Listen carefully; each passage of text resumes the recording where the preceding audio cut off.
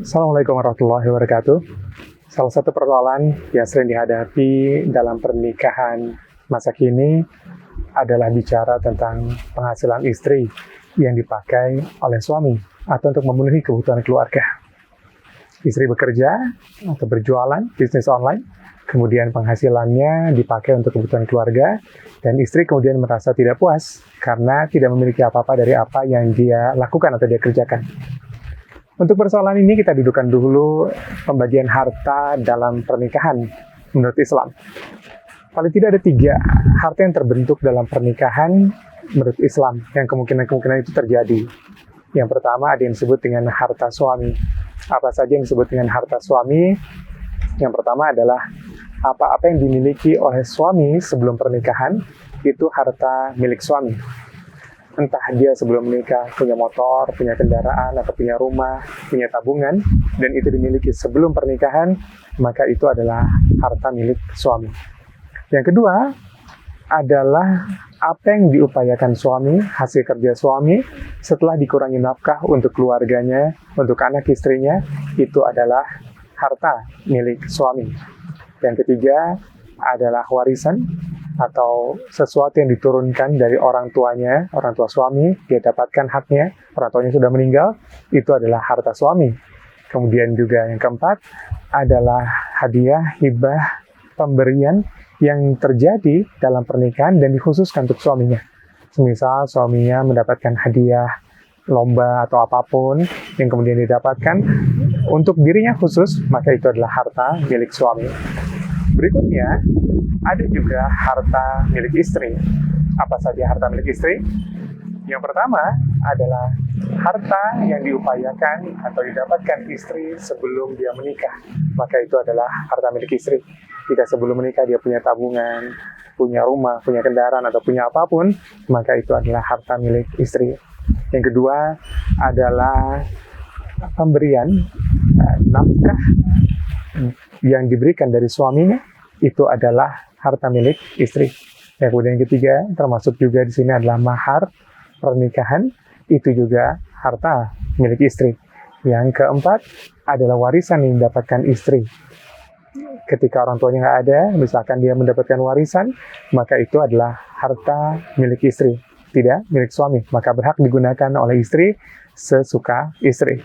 Kemudian juga adalah hadiah, hibah, pemberian yang didapatkan khusus untuk istrinya.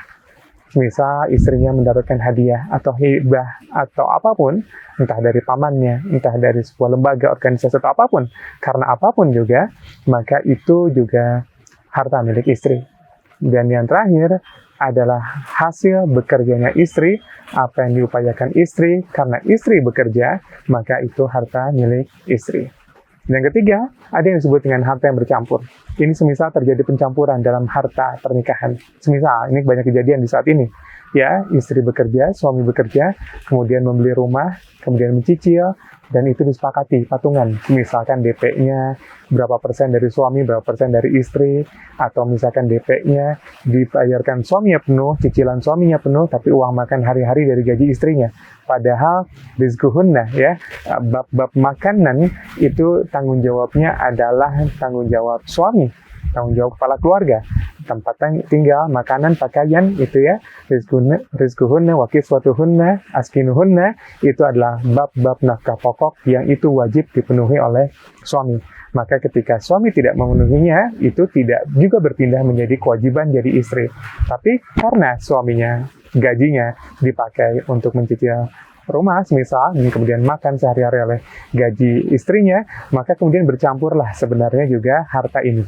Ya, ada harta-harta yang tercampur di antara milik istri dan suami, atau misalkan sama-sama bisnis online, ya, sama-sama bisnis online, dan kemudian tercampur di sini, ya, yang produksi suami, yang marketing istrinya, atau apapun itu, ya, hingga tercampur semua, dan kemudian dibelikan aset bersama-sama, beli kendaraan bersama-sama, beli rumah bersama-sama, maka ini kemudian juga ada harta-harta yang tercampur sebenarnya di antara suami dan istri.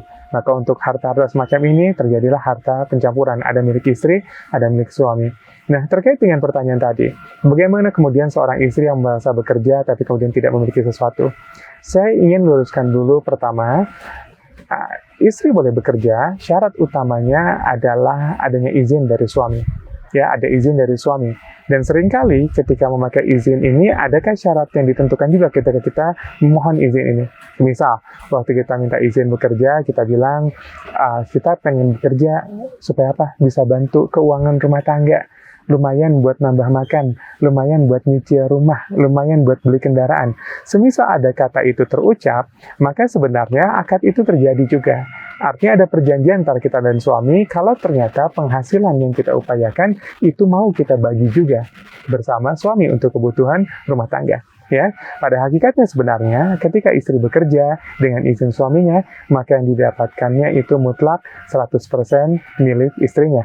Maka untuk penggunaan terserah dikembalikan pada keinginan si istri itu, bahkan tidak perlu izin dari suami. Tapi seandainya memang kenyataannya ketika izin bekerja ini turun, kemudian si istri itu juga kemudian mengajukan syarat-syarat yang syaratnya itu juga dikenakan pada keinginan untuk membagi beban suaminya, maka tidak ada salahnya juga sebenarnya si suami kemudian ikut untuk membagi. Lalu bagaimana akhirnya? Ya mungkin yang terjadi banyak adalah harta yang bercampur ini, pencampuran harta antara suami dan istri. Lalu seandainya nanti terjadi suatu sengketa, perpisahan, perceraian, atau bahkan kematian, lalu pembagiannya bagaimana dengan harta yang bercampur ini? Paling tidak ada 3 cara yang bisa dilakukan. Pertama, dikembalikan pada pengaturan awal. Ya, semisal dulu disepakati dari 100% misalkan biaya rumah ini 70% ditanggung suami, 30% ditanggung istri. Maka ketika ada satu yang meninggal atau ada perpisahan, maka sudah bagiannya sudah jelas seperti itu bisa diambil. Ya. Yang kemudian yang kedua bisa dilakukan dengan cara perdamaian. Ya, dengan perdamaian disepakati pembagiannya berapa-berapa. Dan salah satu cara yang bisa dipakai juga kalau kita mengambil jalan perdamaian adalah mengambil jalan urf atau kebiasaan masyarakat setempat. Semisal di Indonesia itu kebiasaannya adalah gonogini, semisal ya. Itu kemudian disepakati dan kemudian dibagilah harta yang bercampur itu berdasarkan gonogini, dibagi rata 50-50. Atau yang ketiga, bisa juga digunakan dengan cara mengambil atau mengikuti keputusan hakim. Ya, ini masuk ke pengadilan dan kemudian dengan keadilannya hakim memutuskan berapa pembagian buat suami, berapa pembagian buat istri. Ya, baik, mudah-mudahan ini tidak jadi sengketa lagi.